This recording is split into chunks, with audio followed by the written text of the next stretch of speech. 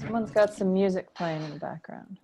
All right, we'll call the meeting to order. And I don't know if everyone received the minutes that Dr. Dan took so thoroughly of the last meeting in April, but do we have an approval for them, for those that did read them?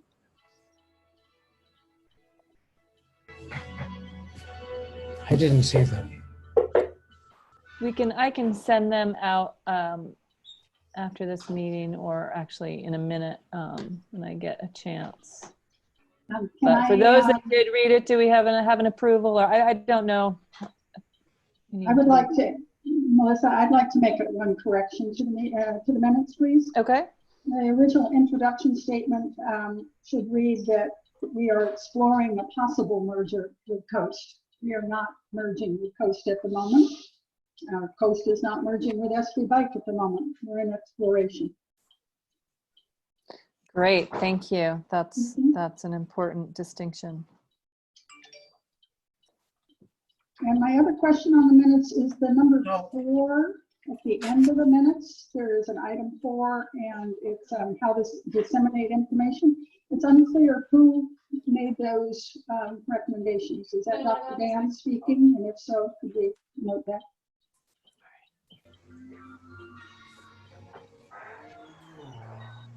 Yeah, I'm not sure. Those were Dr. Dan's minutes, and I'll have to take a look at them when I can't multitask right now, but I made a note of it. Okay. Okay. All right, well, we'll make the changes. And do we approve them with the changes? I would move we move them. I would move we approve them. Okay. Anyone second?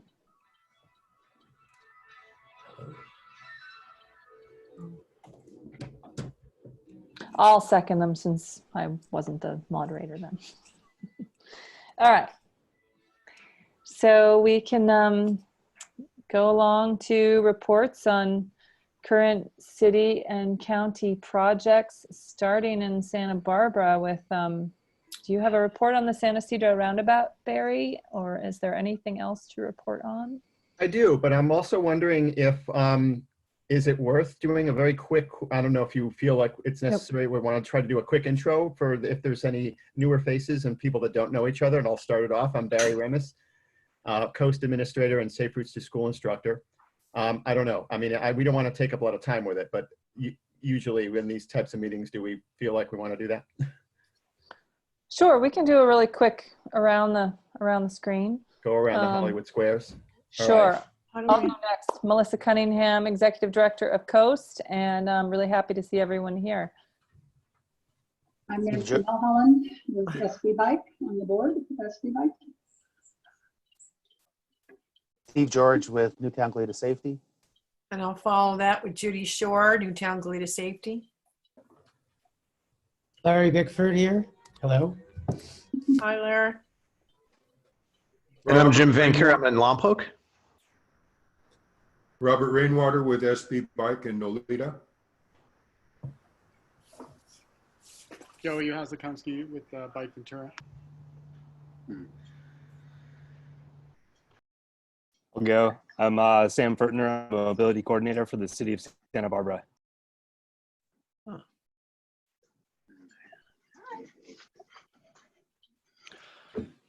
Jared Carvalho here with SB CAG. I do not have a webcam, but you should see my photo. And a great ventriloquist too. Exactly. I'm Jen Hernandez with Community Environmental Council.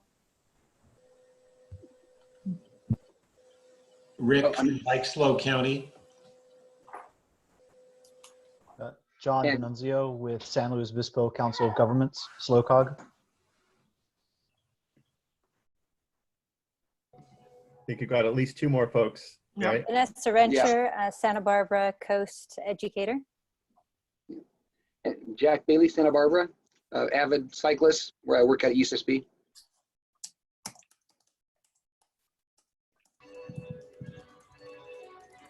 All right, I think that was... Hillary Blackerby, Santa Barbara MTD from the Transit District. All right, it's great to see everybody here. And also Jason Chapman just texted in saying that his mic isn't working for him, but he's active with Coast and SB Bike, and he attends our monthly meetings regularly. So yeah, I'm happy to give a little bit of, I see Eve Sanford just joined us as well too. We were just doing introductions, and Eve is on the board of Coast.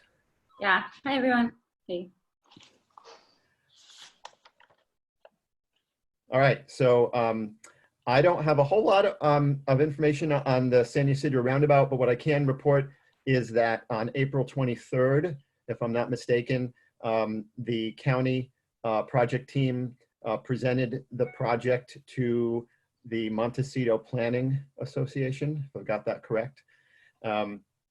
And after, I think it was a 6-hour period of presentation and comments and deliberation, the board or the Planning Commission gave an approval to continue the item. So basically it'll go to the next meeting, which is scheduled for May 20th, this coming up next week, where it is anticipated that the project would then be represented, continued discussion, and potentially an approval to then continue the process forward, an actual project approval from the Planning Commission.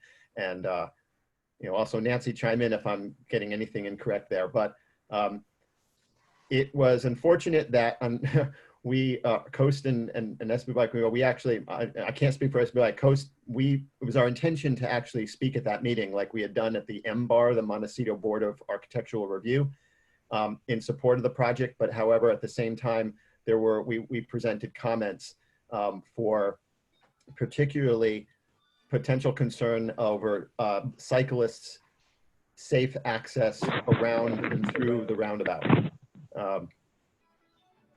And so I know that from reading some of the minutes at this latest meeting on April 23rd, there was public comment. There were, I think, some residents that spoke, as is often the case. There are certain residents in the area that are opposed to the project for aesthetic, it seems largely, and to their perspective, some have safety concerns about the pedestrian access, particularly for families and children accessing that intersection, or that interchange, I should say, to get to Montecito Union School, which is just up this, well, pretty far up the street. So basically, Coast's position on this is that we've, in looking at the design, we feel we understand that this is basically the only real solution at this point in time that will alleviate and mitigate impacts to the Freeway 101 widening. That would undoubtedly bring more traffic volume to the 101 and thus increase not only local traffic, but also queuing to get off of the freeway. And the roundabout, after extensive study, seems to point that it's the best solution. But Coast and also SB Bike, we want to also make sure that its design will optimize both pedestrian and cyclist access. Right now, it seems that what cyclists will need to do is, if they are confident enough to ride through the roundabout in the travel lane, what often people say is take the lane, because the real estate doesn't seem to allow for a multi-use path for both bikes and pedestrians that can travel fully around the roundabout. So the unfortunate thing is that the county has indicated that they don't seem to have the ability to alleviate that completely because of space and also restrictions with the Caltrans domain and the jurisdiction there. But that's basically what I've got to say of where the project is at and where it's going.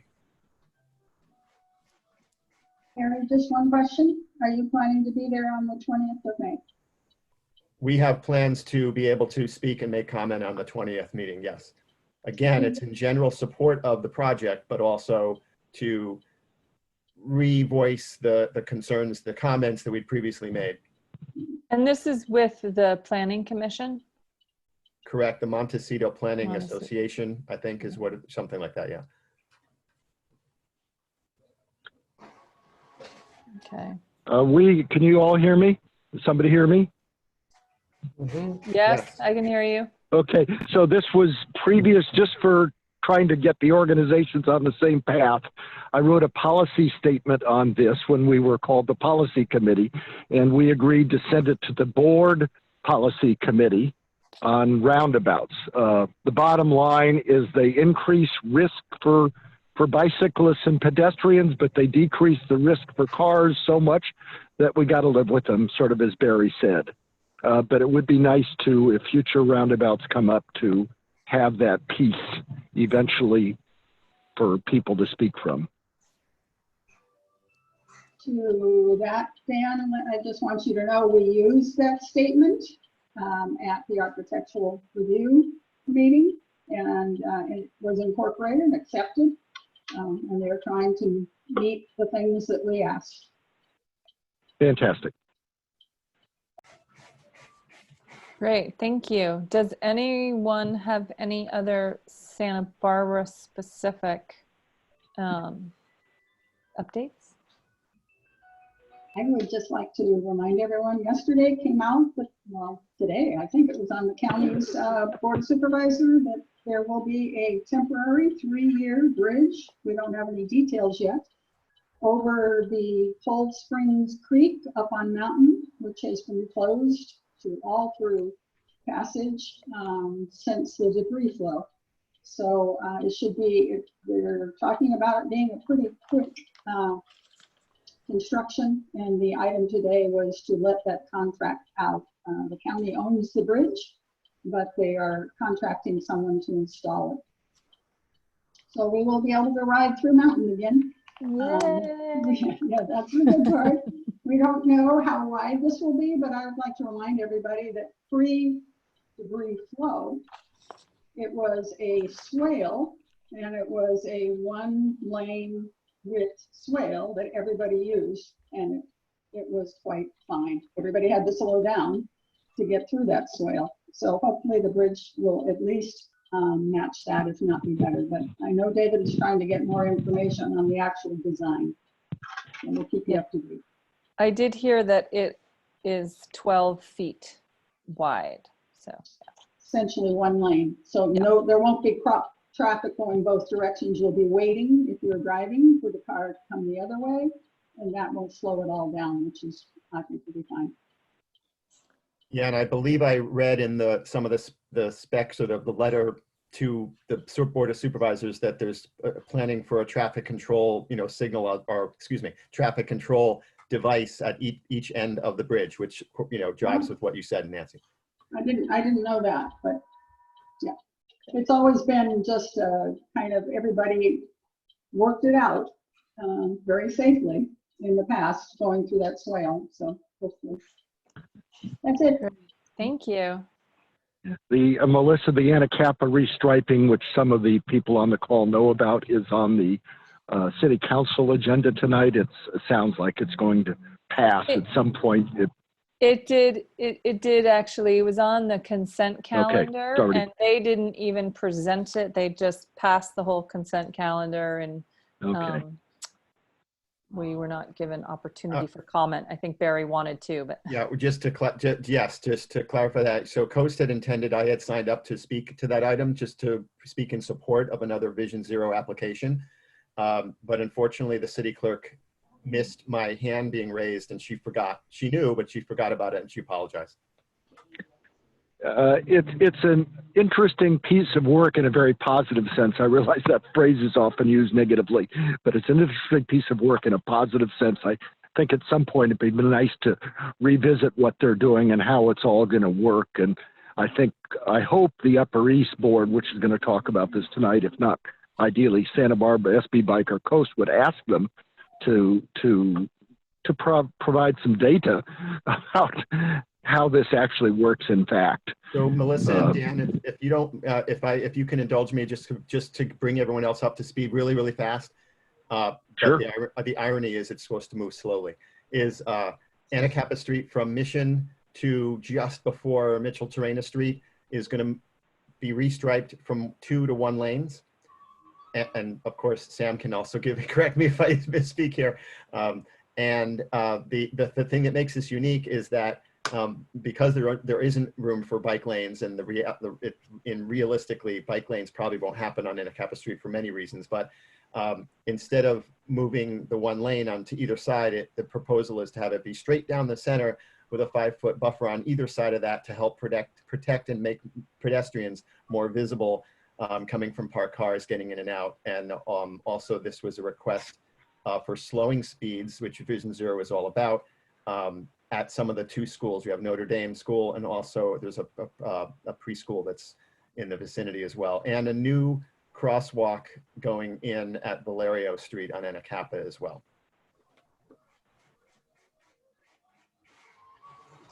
Great. Thank you. The interesting thing to me, Barry, is maybe again for the follow-up is the bicyclists will in theory ride down that buffer. It's going to be a painted buffer. And as near as I can tell, I've not actually gotten an answer to this question, but bicyclists are going to ride down that buffer, or maybe on the inside of the buffer between the buffer and parked cars. Well, I think some will, and maybe this is where Sam can help us out. But I'm guessing that the stronger, more confident cyclists could take the lane and be in the center like a vehicle, and others could be in the buffer. Sam, what do you think? I think that, if I were Rob Dayton, I would say there's 21 reasons for a bike lane, and bikes are only one of them. And so there's a lot of different usages that this buffer could be used for. I think realistically, cyclists will ride in the buffer. It's going to give them a little bit more freedom and flexibility. And the interesting thing about that would be at the cross streets, you could actually use that buffer to make a left-hand turn. So you would cutting because there's a buffer for the street. So it's going to be interesting. I can't say that we have this in Santa Barbara anywhere else. And I think that Derek Bailey has a pretty good sense of how it's going to work.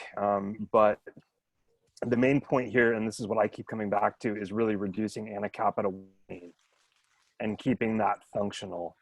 And so that's overall the intent, is to slow vehicular traffic on Anacapa, and we'll see what cyclist usage looks like up there. I have a question, Ms. Hillary. I guess I'm wondering what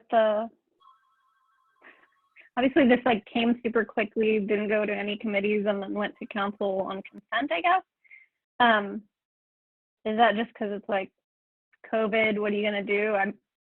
For those of you who don't know, I'm on the City Transportation and Circulation Committee. So when I hear there's a Vision Zero project being done, I'm always curious, but I'm just wondering, is it it's about to be repainted and so we had to run and do it? I'm assuming, because I know it's happening a lot, but I'm just curious if that's the case, Sam.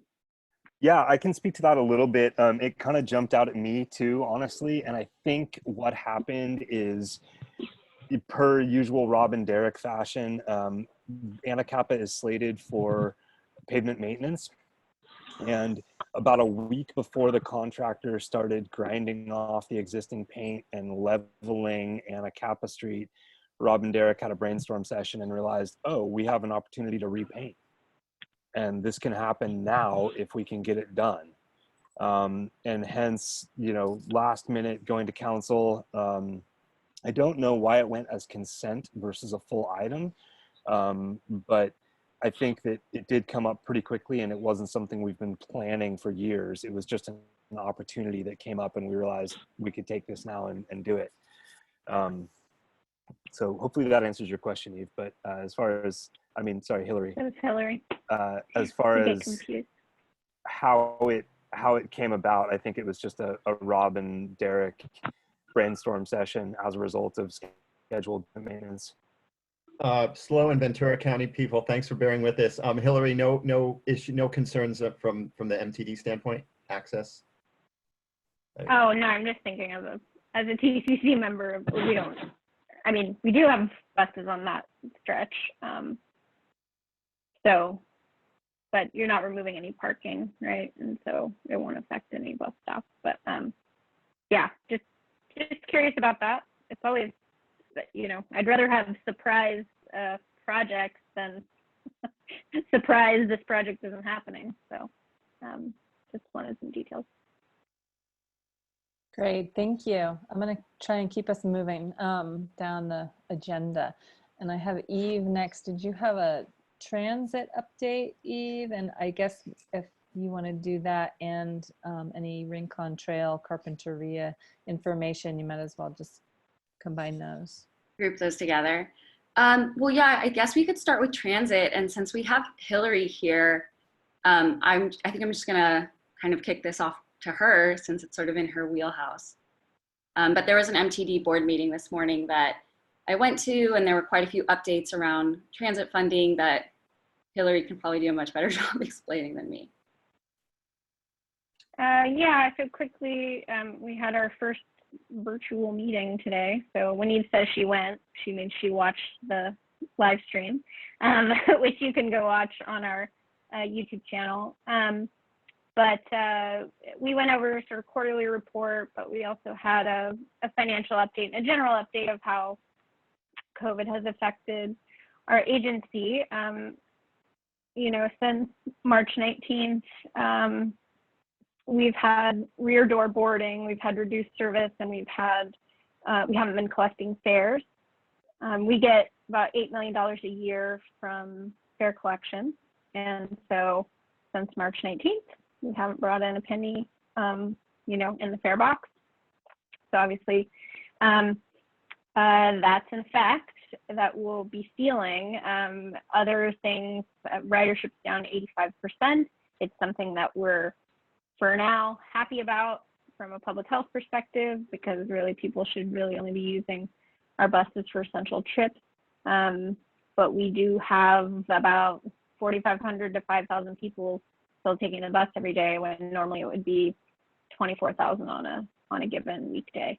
But we know that there are a lot of essential workers and people, you know, who need to go to the grocery store that can't get there any other way, that rely on us. So we're glad that we still have a pretty high level of service. Some agencies, I know like Gold Coast has gone to like a weekend schedule. For most of our workhorse lines, they're still on their regular strength.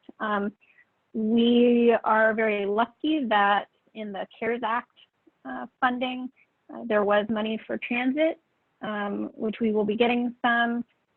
We don't know yet how far that will take us, and that's supposed to cover sort of costs associated with COVID, lost revenue and things like that.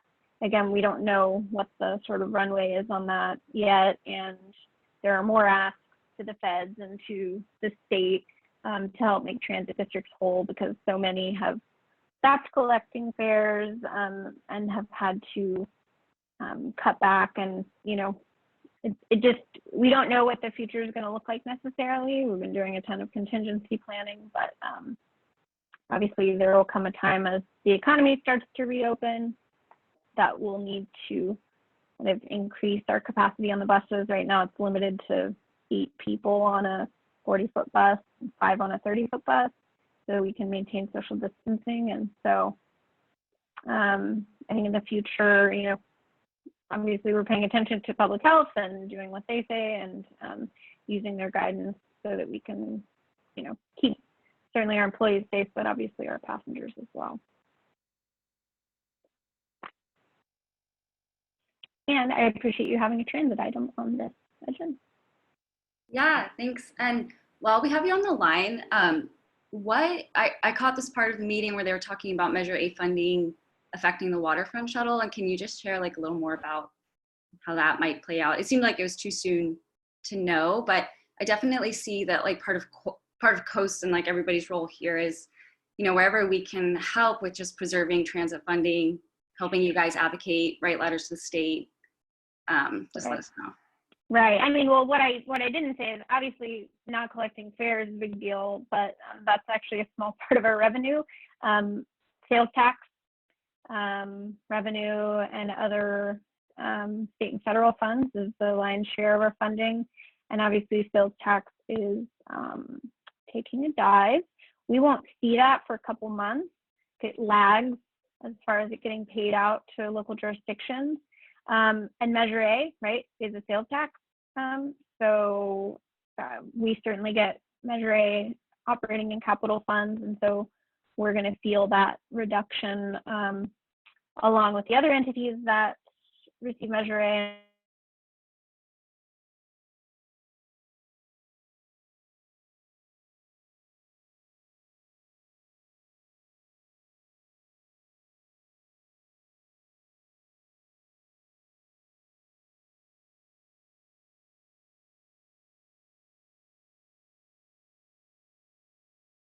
Hello? Did I drop out? You dropped out of my stream. Oh, can you hear me now? I can hear you now. Yeah, you're back. Well, I don't know what you missed, but the point is sales tax is taking a dive. That's a massive part of our revenue stream. Obviously, Measure A is part of that, and go buy things locally, please, to increase sales tax. But yeah, that's the thing that remains to be seen. We don't know how long this is going to last or how long the effect will last. So we're just fingers crossed on that. But it doesn't affect, Measure A doesn't really directly fund downtown waterfront shuttle. City of Santa Barbara does. That service is paused right now. That's paid for partially by us, but partially by downtown parking funds. And they haven't been collecting since sometime in March. So remains to be seen what happens with that.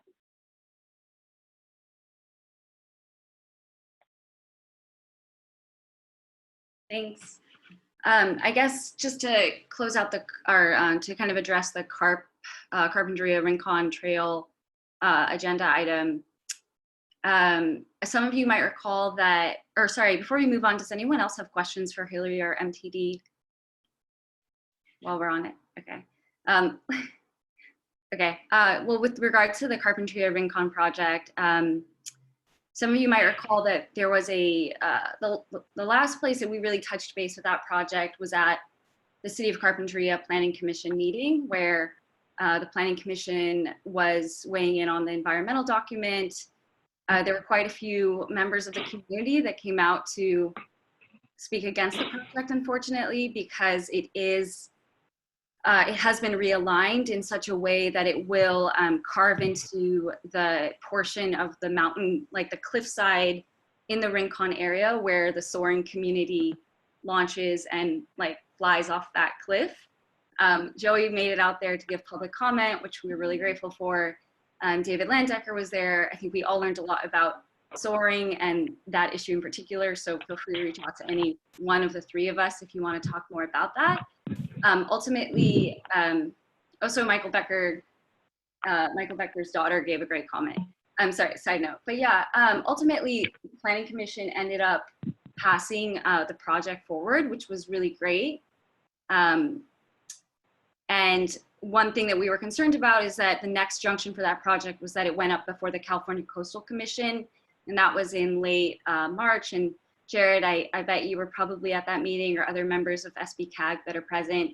It did end up passing through the CTC, so it did get its final approval for funding, I believe, which does leave the project at whatever the next junction is, but it does seem like it's moving forward, which is generally a positive thing. And if anyone else has any information to add here, just so we're all kind of in the loop on the status of that, feel free to jump in.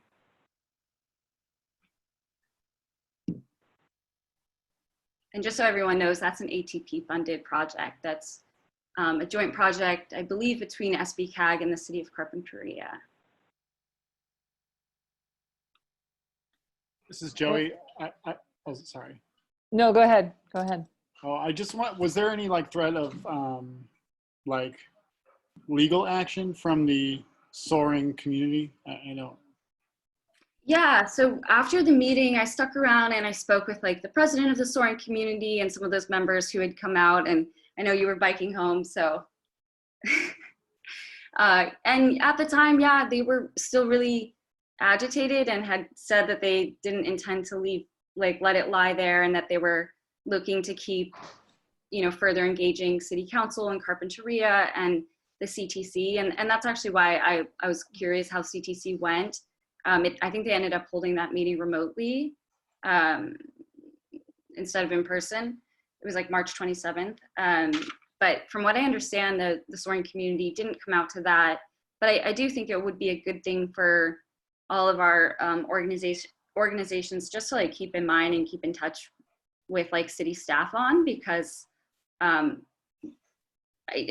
the time, yeah, there was a general sentiment from the soaring community that they were going to either take legal action or just continue to advocate against the project. But last I heard from SBCAG staff, it is moving forward currently, and they haven't heard anything yet. And if they do, I'd encourage them to, let us know. And I think there's a role that our organization can maybe play there, just in engaging the soaring community still, if around the project. And I'll just say, just so everyone knows, that there were a number of people who understood the benefits of the bike path and could kind of see both sides of it. And there were a lot of people that were like, well, I ride my bike in this area all the time, but I also soar from this site, and there's a big concern about it affecting the air. This is way beyond me, I'm not a soarer, but there's an updraft of air that is great for flying. But yeah, thanks, Joey. I hope that answers your question. I haven't heard anything about legal action. Okay, great. Thank you. Can we move on to some Goleta updates? And I think Steve was going to update us on a few things. Yeah, let me know if you can hear me okay. First of all, on the San Jose Creek, I talked with Charles Zebling, the Public Works Director, yesterday and today. He indicated there's not a lot of new information on it. Caltrans has agreed to put in the bicycle shelf under the bridge as part of their bridge replacement. And he says it looks pretty positive that they will secure the additional $4 million necessary to complete the project, and that he doesn't foresee it being completed for the next 4 to 5 years, which was not a very encouraging thing. In addition to that, they're moving forward in Goleta, even with the financial constraints, with the crosswalk at Kingston and Cayo Real. It should be in construction probably in less than 2 months. And also the crosswalk on Hollister near Cottage Hospital. He also informed me today that they have secured the signage and plan to have the signs at the Fairview Fairview Theater Plaza within the probably next 2 weeks. Yeah. And that we should see construction starting on repairing the pedestrian sidewalk on Encina Road. I'm hopeful that will be done within the next month and a half. The Public Works Department's had a huge loss in the number of people who have taken COVID-19 leave of absences, as well as the budget cuts that cut the ability to fill vacancies and to hire newly approved positions. So almost everything's having to be contracted out. And on top of that, yesterday they had a gas leak in Old Town Goleta that took significant effort to resolve. And they discovered for years, apparently, people have complained about the sewage smell in the area around Dos Pueblos High School. They discovered a sewer line or cesspool septic tank that was feeding into the storm drain. And they've now had to spend a significant amount of their resources and time trying to resolve that issue. So I only mention that because it's diverting attention off of other projects that we've been kind of counting on.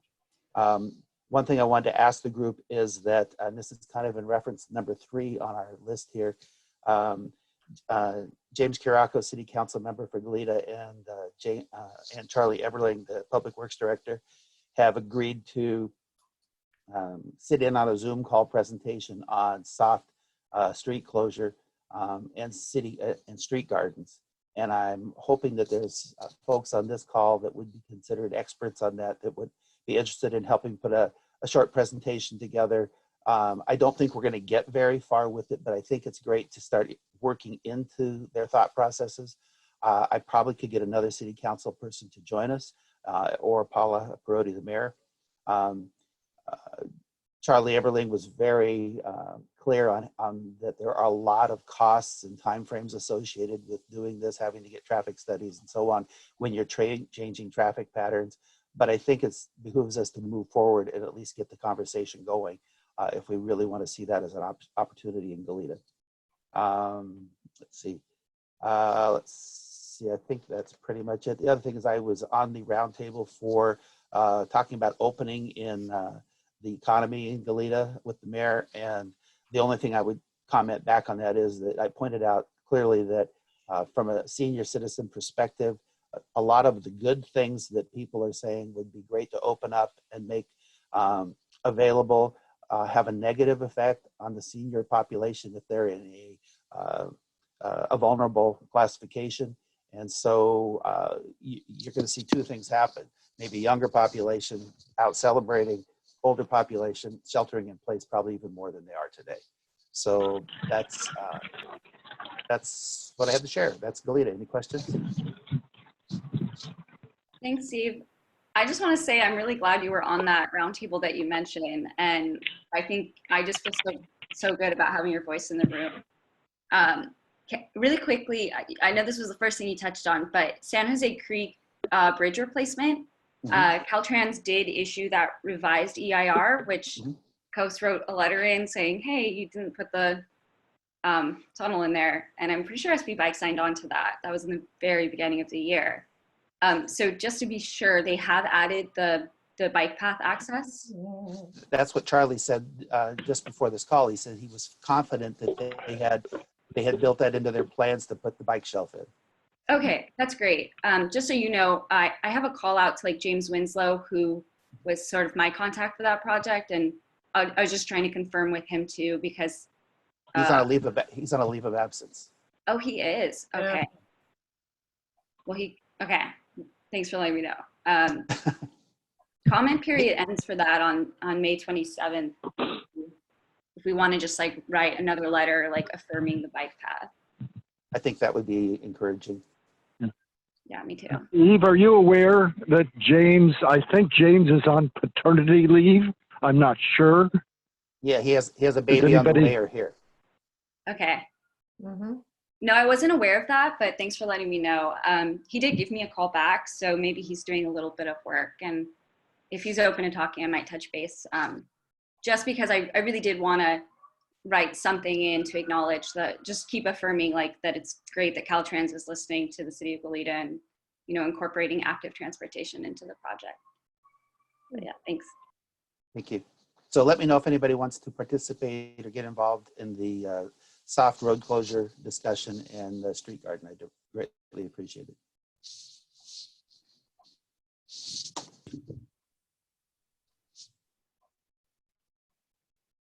That's it for now. Thank you. That was great. Any other questions, or should we move on to North County? We have, I know Jim, you're here. Thank you. I think we wanted to hear about the Lompoc bike and ped master plan and some other things going on up there. So do you want to get started on that? Yeah, so the Lompoc pedestrian and bike master plan was recently released. And I guess I'm the Lompoc resident. So I was asked to respond to some of the things in there. I think most of the plan is really good, actually. And a couple of points I did want to address. And in a letter, I want to know how we can endorse it through SB Bike and get it submitted. Just the quick part about it is there's a spur of the River Bend Trail that goes off into the chaparral and just ends. So it doesn't really go anywhere and won't take anybody anywhere.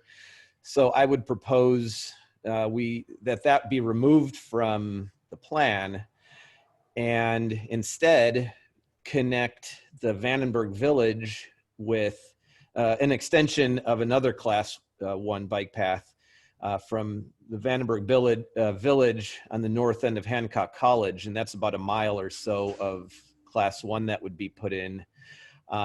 So diverting the funds, whatever it would cost for that spur. And then the second point was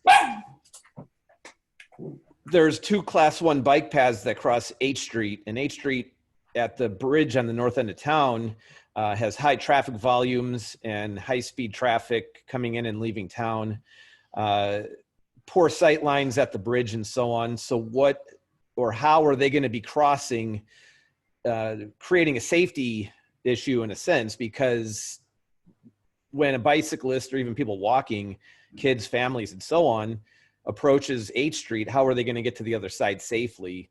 And it's not indicated in the plan. So I just wanted to add that too, so they can talk about whether it's going to be, you know, a traffic light, a pedestrian bridge, or I don't know what they're going to be doing. So, but primarily those 2 things. Otherwise, the plan looks fine. I mean, there's a lot of stuff that's in there. It's never everything you want, of course, but I think if they can accomplish that plan, that would be a huge amount of infrastructure that would be added into Lompoc.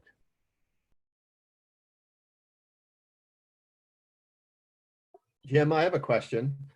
Do you find that that it's a bike ped master plan, both, right? You said? Correct. Yeah. Do you find that it tends to, do you find that it's overarching in terms of policy and goals and not just a list of projects? That a vision? Explain that further. I'm not sure exactly what you're asking. Well, for example, when Goleta introduced their bike ped master plan, you know, one of the things that Coast and SB Bike, you know, rallied for is that it was more than just a list of projects and a ranking, that to include, you know, goals, objectives, and policies that really set forth a vision and with you know, long-reaching objectives to increase multimodality, et cetera. I'm just wondering if your appreciation of the Lompoc plan is that, or do you find that it goes beyond just listing out projects? Yeah, I think it's more that what you described rather than just a checklist of projects. One of the main things is they're putting a lot of sidewalk infill to connect kids to schools so they don't have to be so car dependent. I think that's probably one of the best parts of it. And as one who works for the school district.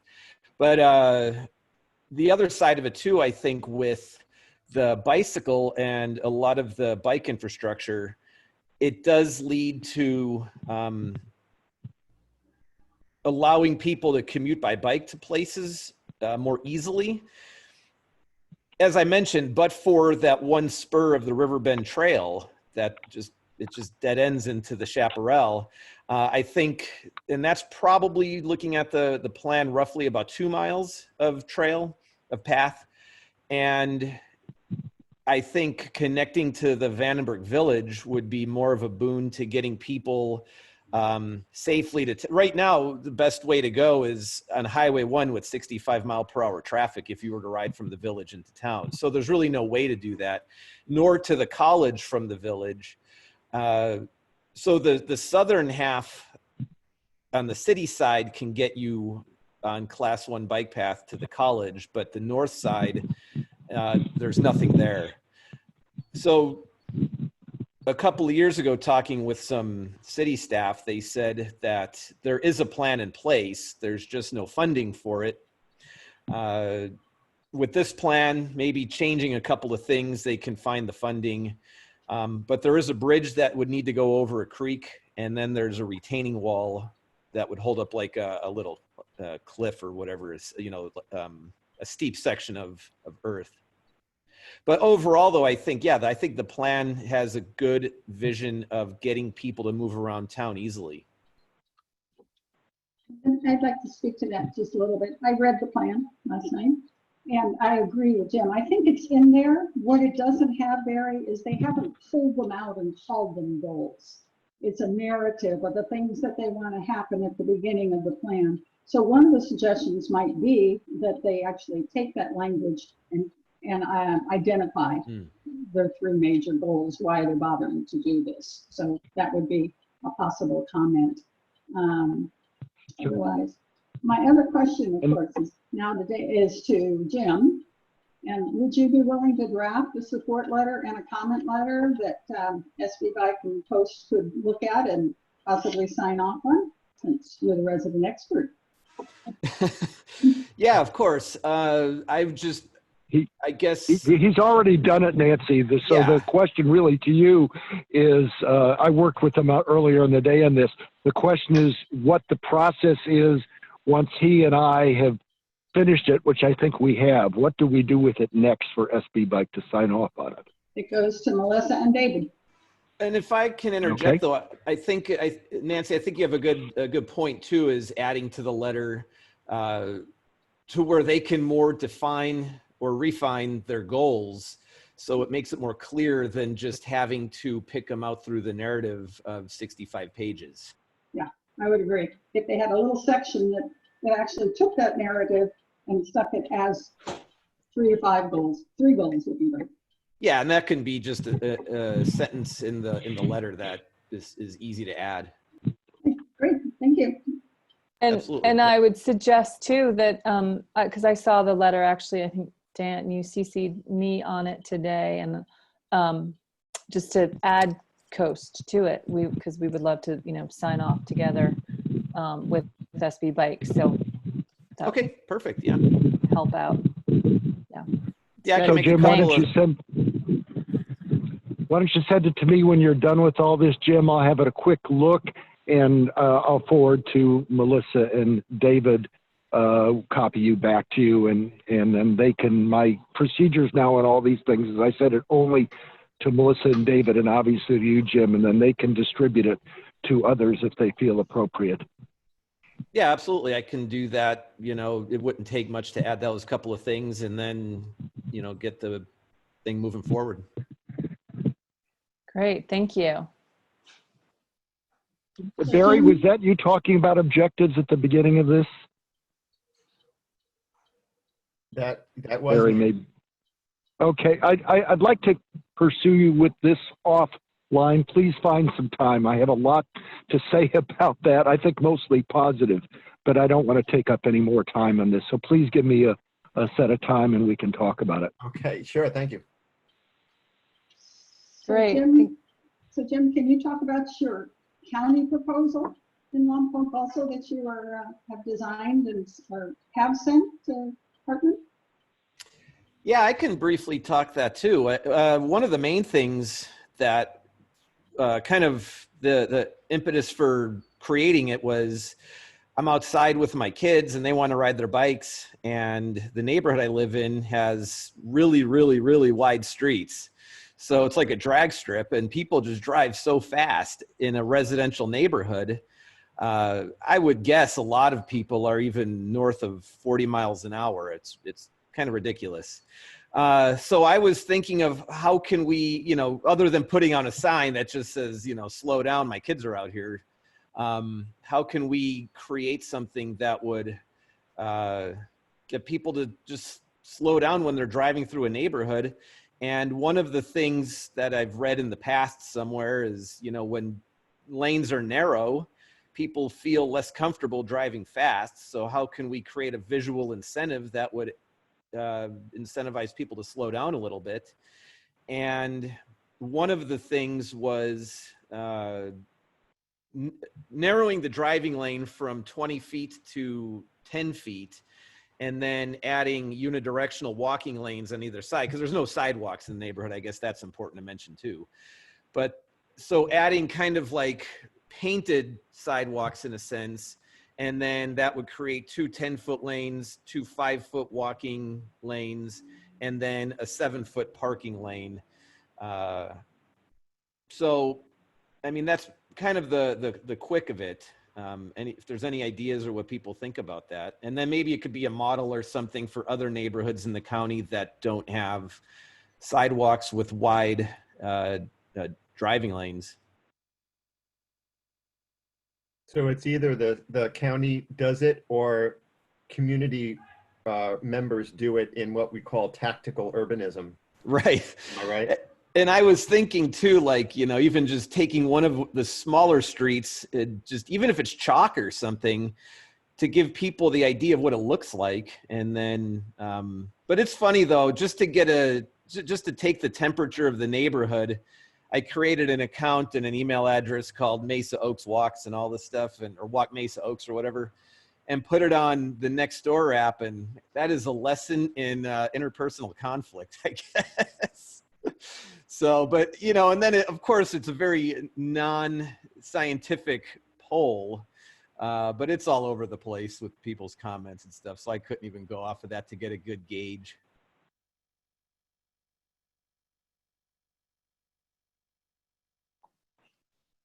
Well, that seems like great work. And did you say you have a website, Walk Mesa Oaks, or that was just a Nextdoor group? No, I made an email address. So if people wanted to like yell at me through email, that they didn't have to do it on my personal one. They could just go to that and I can delete it in some time in the future if I need to. Great. Does anyone have any questions or? I'm actually just curious, like, what was the split in terms of neighborhood support for your concept? Was it like 50-50 with some vocal opponents, or? I would say, yeah, I think it was, off the top of my head, I think it was like maybe 65 in favor. Okay. Like, I don't know. There was some other, because I had a few things. It was like a poll that was like, yes, no, and like, I need more information and things like that or whatever. But, but the comments are like, this would be impossible. And, and just, I don't know, very, very negative, like kind of NIMBY-ish kind of comments that I guess you would expect to have when people don't want change in their neighborhood to happen. I don't know why the ones that said no, really few of them said why no would be no. I think there's just a segment of the population, no matter what you put out, they say no. And, in any voting or anything like that. But it was, again, I don't know the demographics of the type of people that are on the Nextdoor app. And, we're a pretty conservative neighborhood and things. So it's hard to know with that kind of stuff too, but.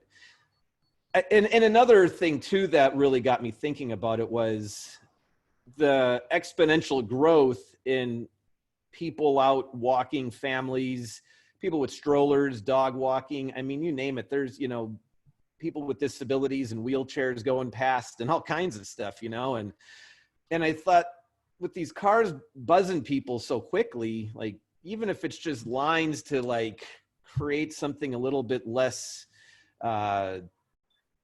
comfortable to go fast, maybe it's something that could be, it could be accomplished. Thanks. So if I could just bring this particular one to close. First, you sent it to the Supervisor Hartman, yes? And I have not yet. I wanted to wait for this meeting if it was going to be brought up or not. So the thing that I really like about this is that this is, at least partially, neighborhood up. And so the fact that Jim is taking this on and making it a suggestion, and my question is, what can Coast and SB Bike do? I think at the very least we can say we really support neighborhood initiated process and hope that the county supervisors will have Public Works look at it and respond. And I too want to thank Jared again. He was a huge help because I was in contact with him and he had a ton of good suggestions and good feedback. So I appreciate that too. Jim, does and maybe I'm a little naive here, does Lompoc have its own public, is it all the county?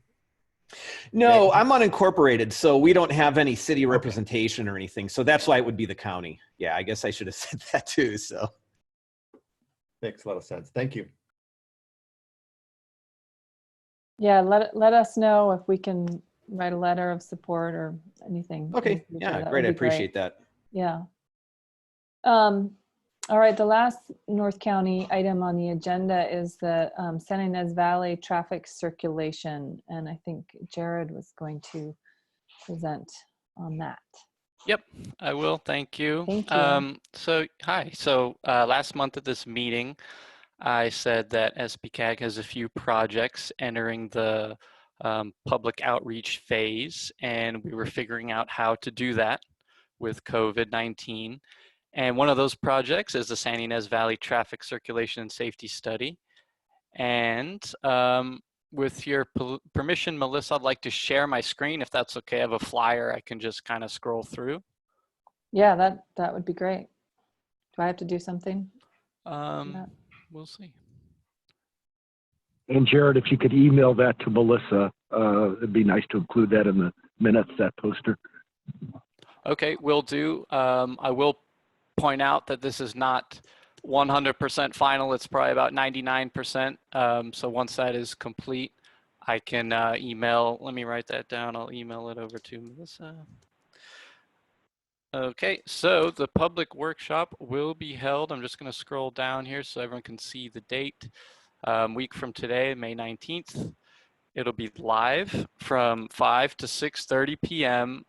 The first hour is going to be a presentation, and then at 6, it's going to switch over to questions.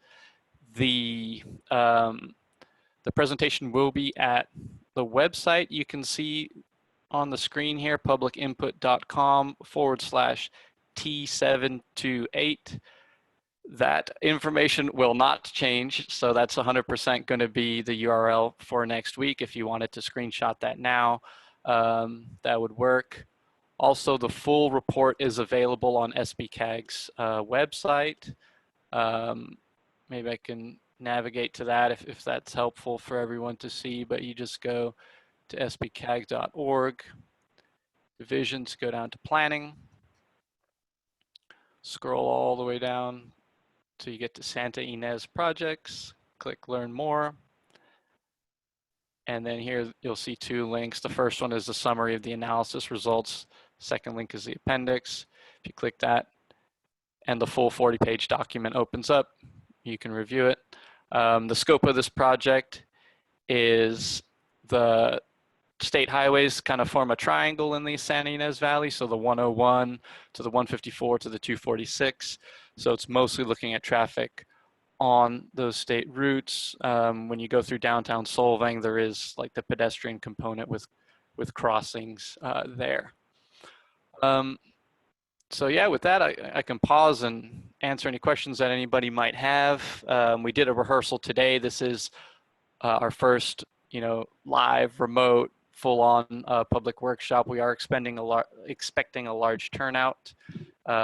This is the final public workshop for this project. We had one last fall, and I think we filled a room. It was well over 100 people. So we do expect a pretty large turnout for this.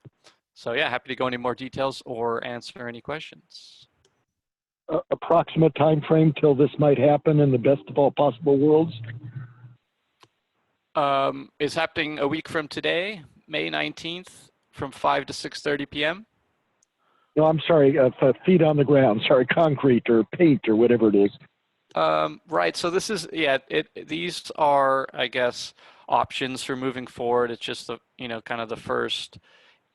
It's not even recommending specific improvements. It's more a list of potential options that each jurisdiction can look at in the future. So we're still, this is the first step, just a planning study. Jared, I'm pretty new to this project, so can I just ask, I guess, 2 kind of questions around it? I'm curious if bicycle and pedestrian elements are called out specifically, or if there's if you guys are how they're incorporated into the document, since there's a lot of recreational cycling that happens on some of these main roads.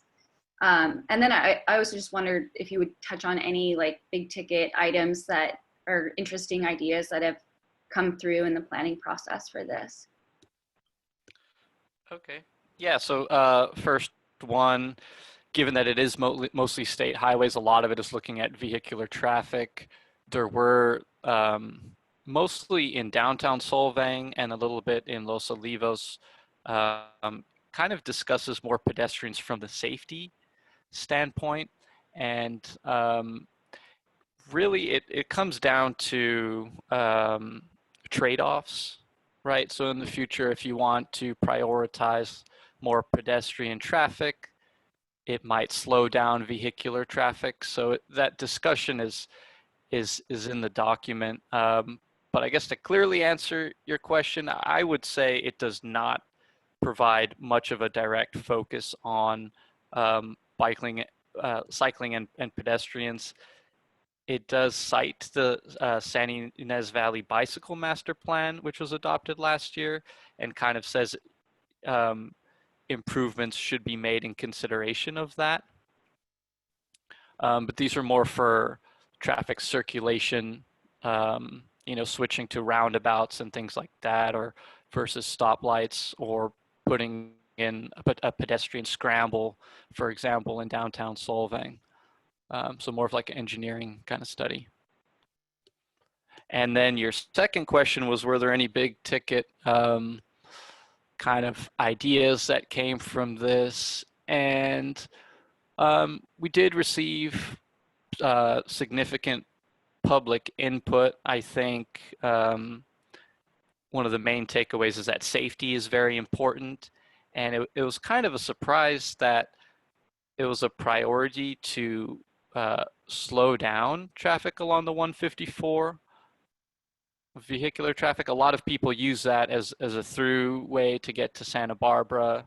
Trucks use it because if you plug it into Google Maps or Waze, it comes up as being faster.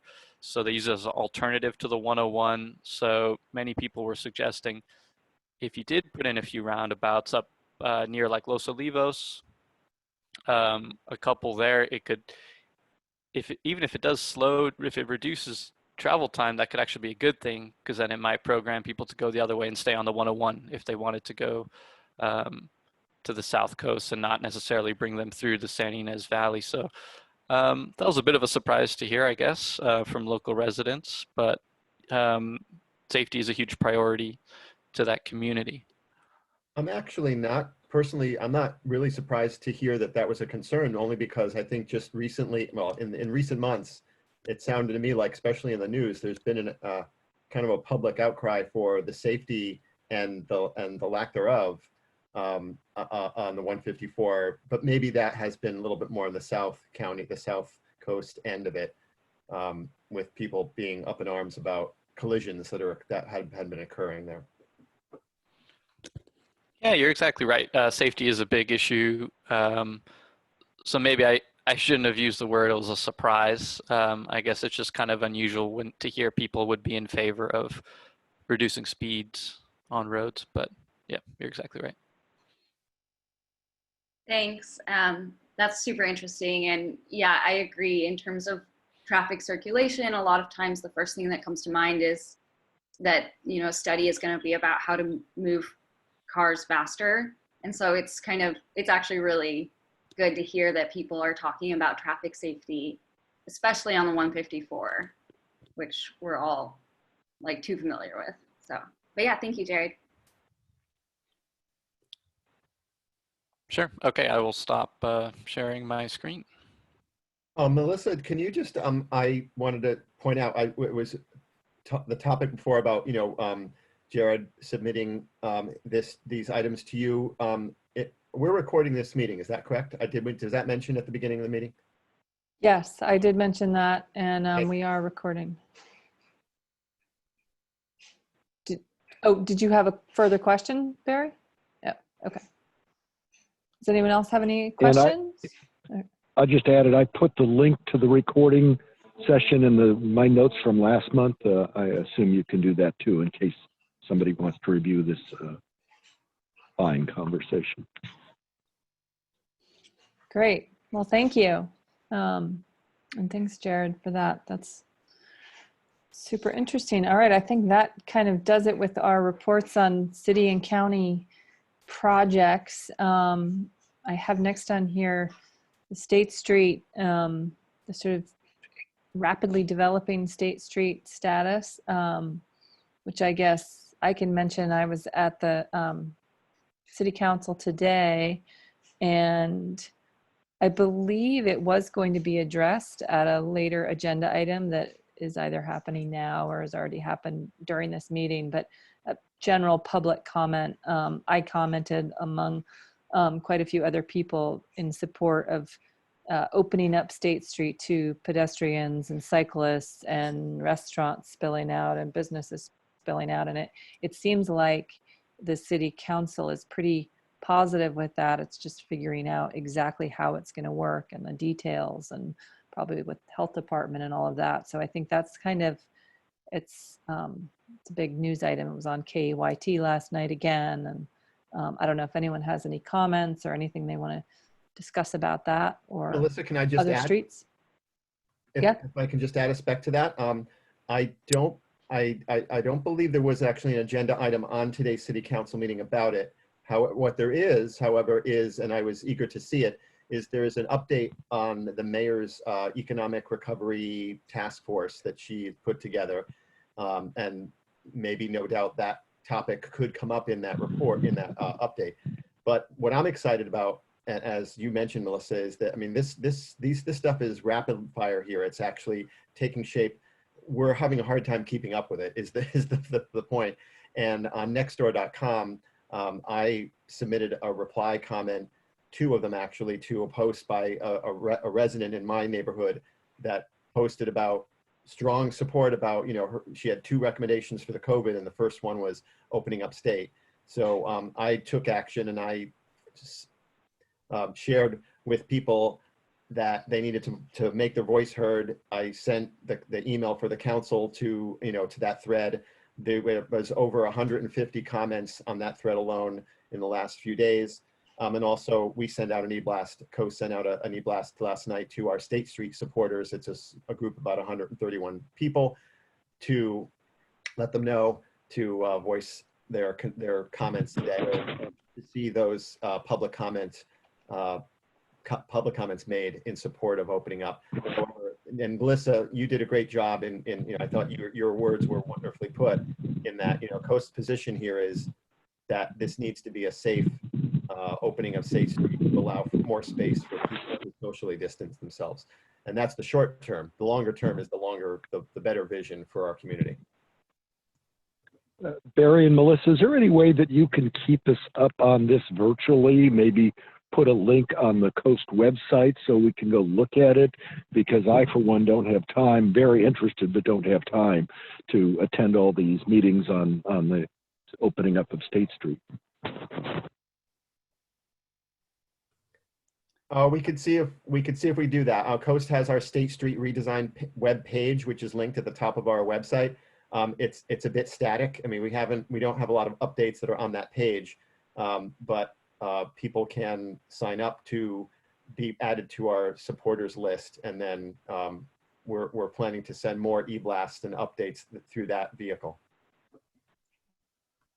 Yeah, I think certainly we could do sort of a weekly, just some kind of update as things are rapidly changing, and we can kind of try and keep everyone up to date on whatever the real word as it is. And I also, I made a little plug for, I know the focus right now with the city is figuring out State Street, and I think that's great, but that we also have suggested looking at different streets around the city that we could either, open up to pedestrians and bicycles with little to no vehicular traffic. I've been looking at different articles about what other cities are doing, and just sort of the closing to through traffic, that, local traffic only on quieter streets and neighborhoods, to really give people more safer space to be out and about. And I thought that was something that deserves taking a look at. And we have some, streets already in the works to possibly become bicycle boulevards, and those could be places where we could do a partial closing. So anyway, trying to still work on that angle, but obviously support the State Street efforts. Rob Dayton once said, sort of basically, no way. It sounds like State Street is now a way. But it would be wonderful. Yeah, it'd be wonderful to get a comment from Sam on that. Yeah, I would just add for anyone who hasn't heard about the proposed design, there's an interview with Kate on KEYT with Rob Dayton that came out this morning, and he's talking about allowing retail and restaurant businesses to expand out to the edge of the State Street sidewalk. And so turning that into the storefront, which would mean that the street would then be used for bikes and for biking and walking. Still, I also haven't heard a ton about the design of that, and I wish Sam could join us or was still on the call so he could provide a little more context. But as everyone said, it's evolving pretty quickly, and I expect we'll be hearing more. And from what I understand, there would still be social distancing in practice, in that I think people would still, I think there would be rules around masks. But again, I'm sort of outside looking in, so I think we're waiting to hear what the city has to say. Could we link to that in the minutes, please? I am still here, Eve. Sorry. My internet connection's been really unstable the last hour or so.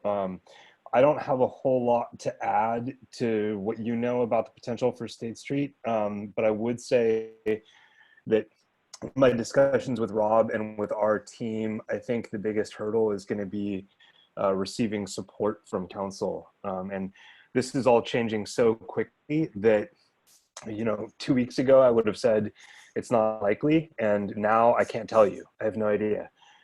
So, I mean, I think there's always potential, but from a staff standpoint, we don't want to spend a lot of time and energy designing something that maybe won't have legs. And it sounds like there's starting to be a little bit more receptivity to the idea of temporary closures or in Treatment Street. So at this point, I think we're all just kind of waiting to see what happens in the coming weeks. And it seems to me that one of the big pieces of impetus here that may have led Rob to propose this, and the staff to propose this to the city, is in fact COVID and the economic recovery and reopening, to be able to do that while still keeping safe social distancing. Plus the fact now that in light of this, we're seeing more people becoming vocal. And I was very pleased with some of the people, including Abe Powell today, who spoke in support of the Bucket Brigade and spoke in support of opening up State Street. I think that with the city council listening to all that, that may help quite a deal. Yeah, my guess is that it is going to be brought up when the Recovery Task Force does their report, which I gather Hillary just sent a message saying that they haven't gotten to that item yet.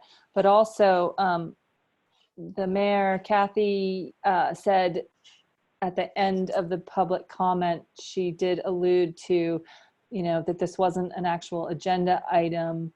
And so she was letting people speak, but she'll be much stricter next week. So I think it probably will be an agenda item next week, I'm assuming, or in a week or two or whenever that is. So just, I would say, keep your eyes out, and we can certainly send out a notice if that is an actual agenda item that we can, speak for.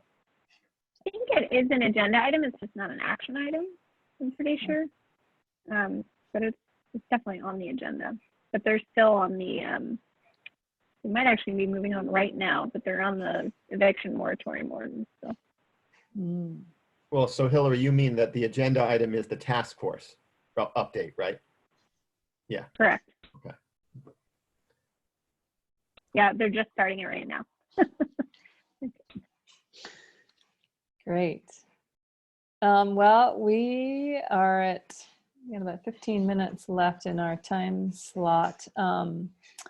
And we had sort of a general item on here about what does advocacy mean? And I guess this was to prompt a discussion about kind of where to take this, this committee and this meeting, since we've, brought together the Coast Advocacy Group and the SB Bike Advocacy Policy Committee, and are sort of looking to the future as, how this could work together sort of most effectively. And necessarily even have to have a long discussion about this, but just, I guess my my questions have been, or my perception of advocacy is about, you know, speaking in public, writing letters, meeting with decision makers, and how can we more effectively, you know, if people want to actually do that at these meetings, you know, say, okay, who's going to do this?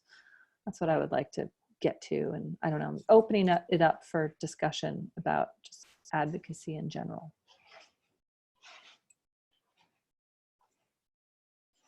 Well, I think with what you just said, I mean, more or less it's taking action to create change. You know, on a simple level, but then of course growing it to do all the things that I always feel like if there's been times I've been on other committees or whatever, you know, and at the end of the meeting, everybody wraps it up, comes back the next meeting a month later and pick it up, but nothing ever gets done in between. So I think what you're getting at is to make sure that doesn't happen. Yeah, that's exactly what I'm getting at, is to try. And I think to a certain extent, you know, we have definitely taken some action, but I think we could do more and do better at taking action in between the meetings and how best to handle that.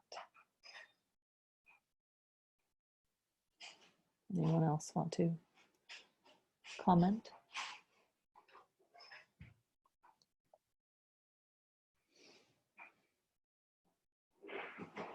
Okay. Well, if I can also say just one more thing, I guess, to wrap that up. Doing the next smallest thing that we can do. I mean, we don't have to try and tackle the, you know, the biggest projects. Sometimes I think it was, sorry about that. I think it was Barry that said something along the lines of, you know, tactical urbanism or something. You know, just doing that next smallest item that people need. And, you know, here in Lompoc, they're talking about building a science center, rocket launch observation, and so on. And if you ask anybody in town, what are you struggling with right now? The last thing they're going to say is a science center and a place to go watch rocket launches. So people have issues that they're dealing with on a daily basis, whatever they are. I mean, it's different for everybody. And I think those are the things that we need to start on, are those small items. Yeah. You know, there was, I actually skipped over the one before this, but this is connected to advocacy. So I don't know, I might sort of roll it into the Vision Zero quick discussion. And we had talked last meeting about advocating to abolish the 85% rule and what we can do with that. And I've tried to reach out to find out, you know, where that Senate bill is right now, because I haven't, when I do a search and try and find any information, everything is in January.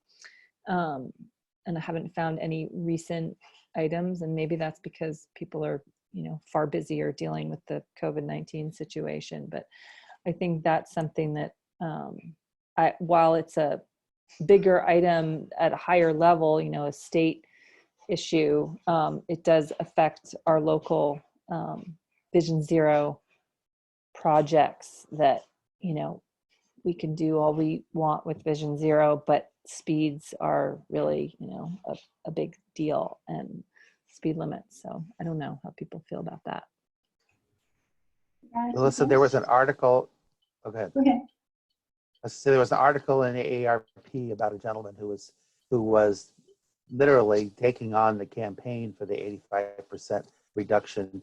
And it makes sense that we try to connect and build a network of people that are championing a cause that we are in support of.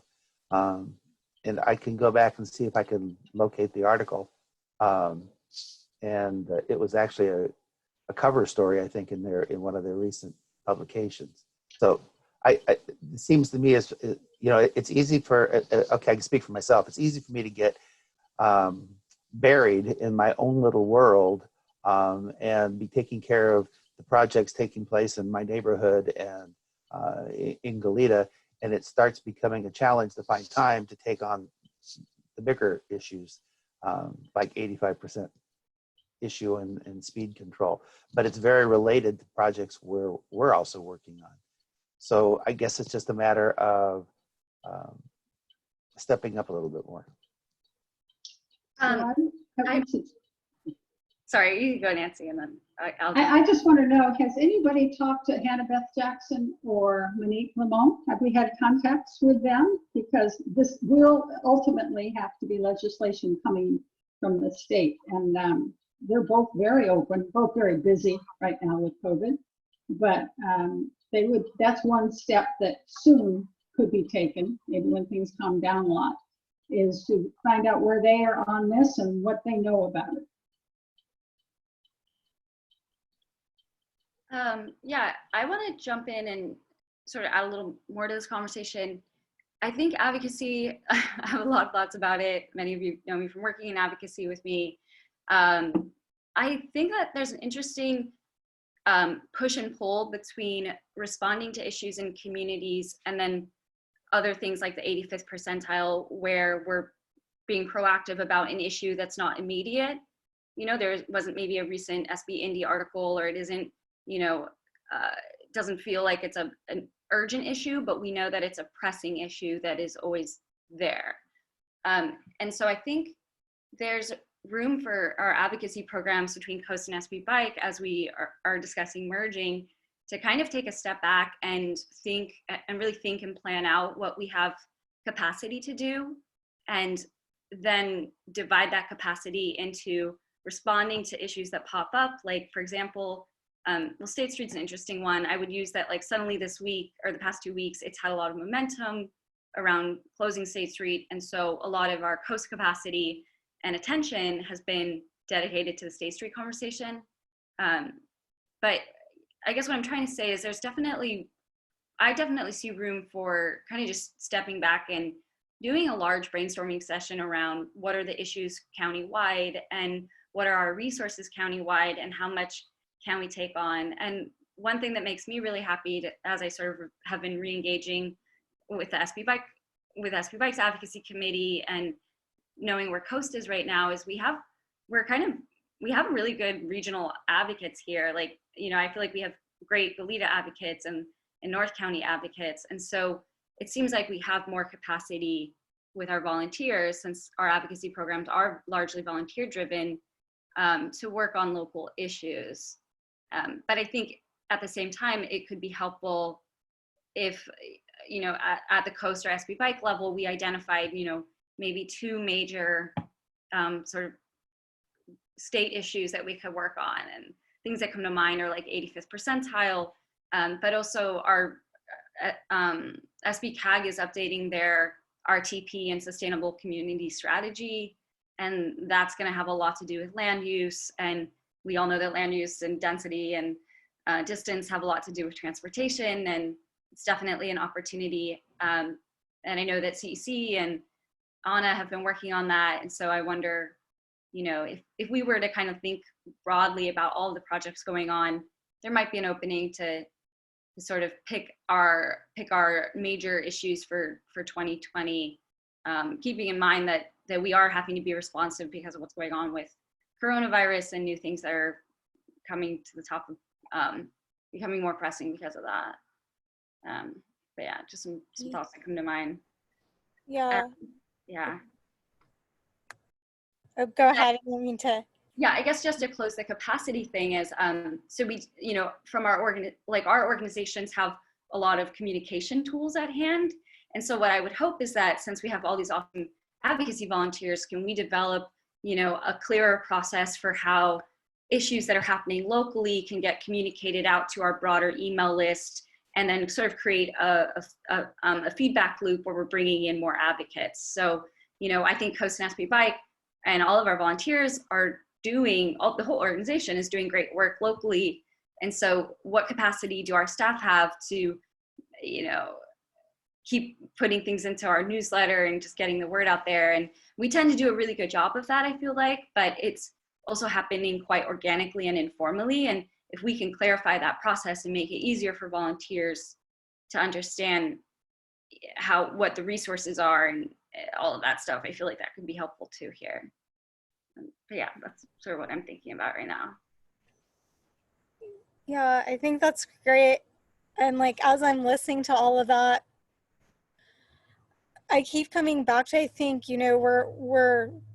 if we merge, there needs to be a clear kind of understanding of what our goals are and what we hope to accomplish, because I think there's lots of different lenses we could apply to the work that we do. There's definitely like a huge component of equity and like maybe a greater need for like intersectionality with our discussions, or you can apply like a climate change. I'm not saying these are like totally different. I think they're interconnected, but we could focus on the end goal being greenhouse gas reductions.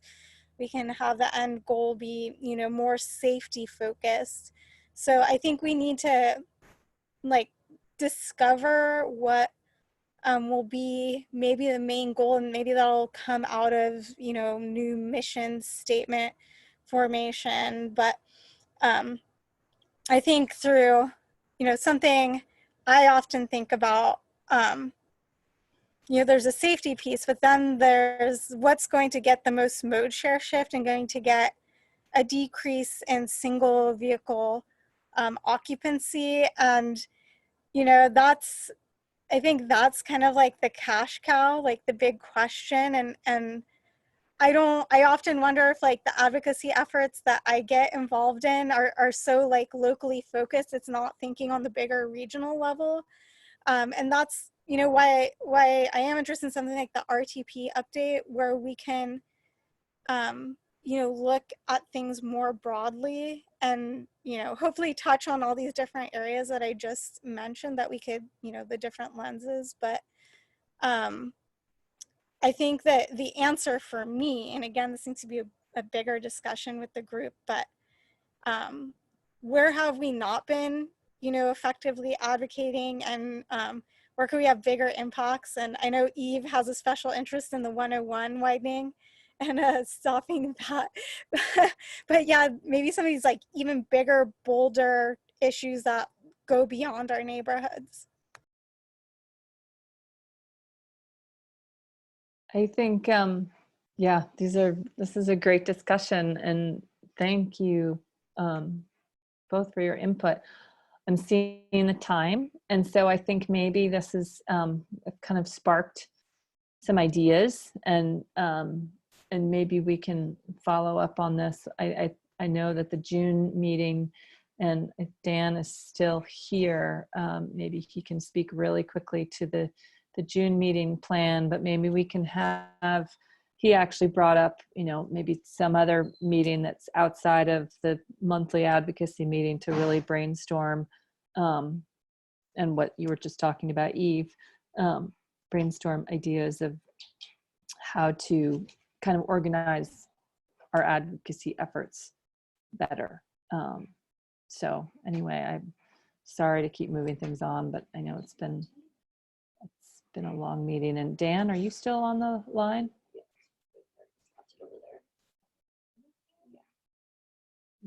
Don't see him on here. I know that the next meeting was slated to be, I believe, June 9th.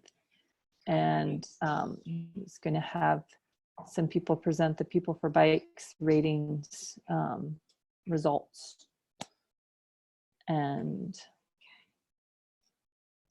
then I guess my other question, the other thing I do have on here is, if in July, if we want to be able to change this meeting day back to Thursdays, if that would be a problem, just because this does conflict with the city council meetings, which obviously being advocates, it's good for us to, as many of us that can or want to be, certain weeks there's nothing on there, but often someone's speaking at them. And so to maybe choose a different day. And I know this used to be Thursdays at 4.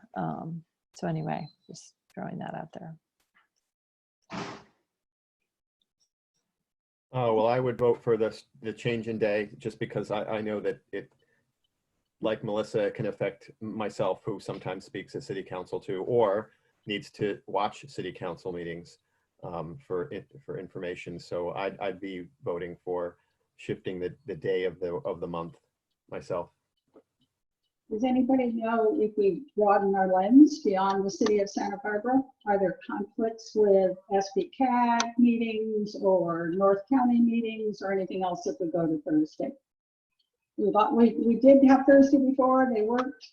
And I'm okay with Thursday, but I think it's worth at least a little bit of research to make sure that if we do that in July, we're not having the same problem, but in a different jurisdiction.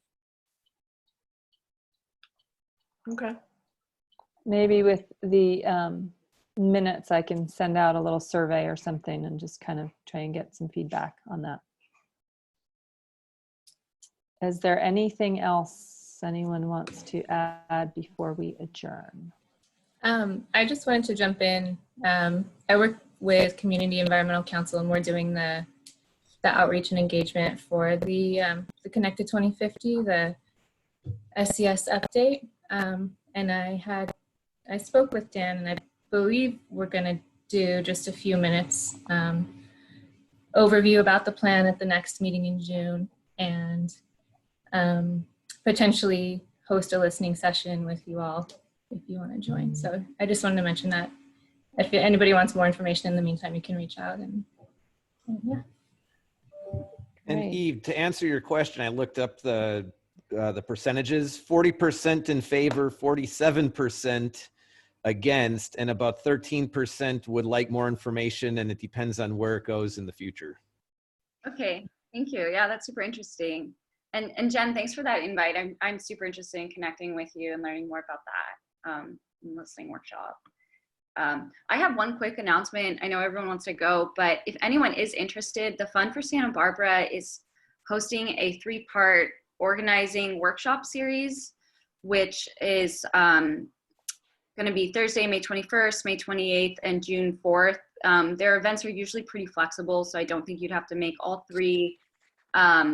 And it's a free workshop on community organizing, which I think ties into maybe some of our discussion around advocacy and what that looks like. And the speakers on that are both really great people who I've worked with before. And so I'll send that to Melissa and Dan so they can send that out in the minutes if anybody is interested. And I just bring it up because personally I found organizing training to be a really helpful framework for thinking about how to be an efficient advocate. And like, you know, oftentimes how to break down a big idea into like actionable steps. So if anyone wants to jump in that, it's out there. Good. Great, thank you. Sounds good. All right, well, if no one has anything else, we can adjourn. Sorry, really quickly, Melissa, before we go, just for all the people that are here, especially people who know families who live near you, and this includes you, Jim. One of the things that's been keeping Vanessa and I and the Safe Routes to School team and the SB Bike educators super busy is our Family Walk and Roll initiative that we finally received Santa Barbara County Public Health approval to promote. We got a KEYT spot with John Palmentary last week. We've marked out neighborhood family walk and bike routes throughout many neighborhoods in Santa Barbara, Goleta, Carpinteria, Lompoc, and I think perhaps maybe some part of Santa Ynez might be coming. We just got our signage in that, thanks to Traffic Solution, SBCAG Traffic Solutions, we are replacing signs and posting signs up throughout the routes, which is very helpful because chalk fades quickly. And it helps. So basically, you know, go to familywalkandroll.com and share that with people so they can check out the routes that are up on Strava, short, medium, or long routes. And also coming soon, we have other activities like a pedestrian scavenger hunt, maybe even a bike scavenger hunt if we can get that done, videos, educational activities, etc. So we're excited about it. Check it out. Great, thank you. Melissa, can I quick share a 1-minute anecdote to that? Sorry, I have to share now that Barry brought it up. Advocacy success story, very quick. an hour and a half ago, coming back home on a bike ride with my wife, we stopped to take a picture of one of those signs because my wife's been helping out with the ad campaign. We were getting a couple more shots, and the neighbor was getting out of her car, and she said, "Oh, are you part of it? This is horrible. I can't believe you're doing this. You're selling all these COVID people into our neighborhood, and this is an awful idea. How do we stop it?" And my wife sat and talked with her for about 10 minutes and turned her around, and she gets it, and she now understands that it's a countywide program and that what the goals are, and she was much more amenable to what we were doing. I had a similar experience with some residents on the east side in Santa Barbara, and they've accepted it now. Yeah, this was the east side. We talked to Christine, and it may have been the same person. Maybe not. So on Ortega, I think it was. Anyway, but yeah, okay, low good. level advocacy on one-to-one with your neighbors was very, very helpful. That we were able to. I mean, we just happened to stop in front of that sign in front of that house by accident, and it was great exchange. Yeah, at first they wondered why weren't all the neighbors vetted for every route in every neighborhood. Yeah. Yeah. Why didn't you do that, Barry? They get it. They understand now. Yes. That's playing the ground game. Thank you. On that note, I need to run, so I'm gonna close it up, and thank you everyone for all your input. All right, bye everybody. Bye. Thank you. Bye.